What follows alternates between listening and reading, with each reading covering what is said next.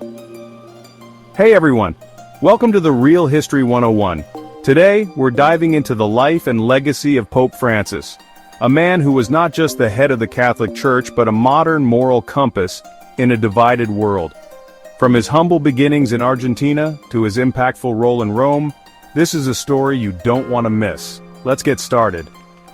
Born Jorge Mario Bergoglio on December 17, 1936, in Buenos Aires, Argentina, Pope Francis is the son of Italian immigrants. He grew up in a modest working-class household, trained as a chemist, and then entered the seminary. He joined the Society of Jesus, also known as the Jesuits, in 1958, and was ordained as a priest in 1969. By 1998, he became the Archbishop of Buenos Aires, known for his simple lifestyle, taking public transport and working closely with the poor. But how did he rise to the papacy? After the resignation of Pope Benedict XVI, Jorge Bergoglio was elected the 266th Pope of the Roman Catholic Church on March 13, 2013. He became the first Jesuit Pope, the first Pope from the Americas, and the first to choose the name Francis in honor of Saint Francis of Assisi. He famously stated, "How I would love a church that is poor and for the poor." Now let's look at some key moments and accomplishments of his papacy. Pope Francis has washed prisoners' feet, visited refugee camps, and spoken at climate change summits. He's been a strong advocate for the marginalized, emphasizing compassion for the poor, refugees, and outcasts.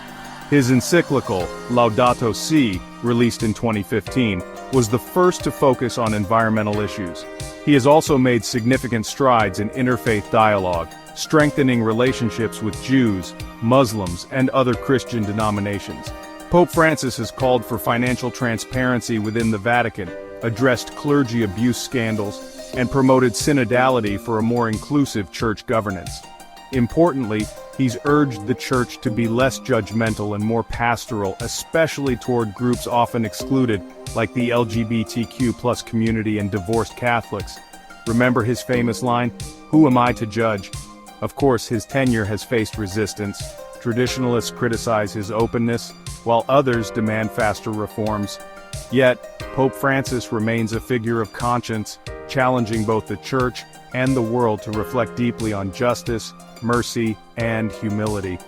Notable events include his historic meeting with Grand Ayatollah Ali al-Sistani in Iraq in 2021, speeches at the United Nations and in front of the U.S. Congress, and ongoing calls for peace in conflict zones like Syria and Ukraine. Pope Francis stands at the crossroads of tradition and modernity. He's not just a religious leader, he's a symbol of moral introspection in a rapidly changing world.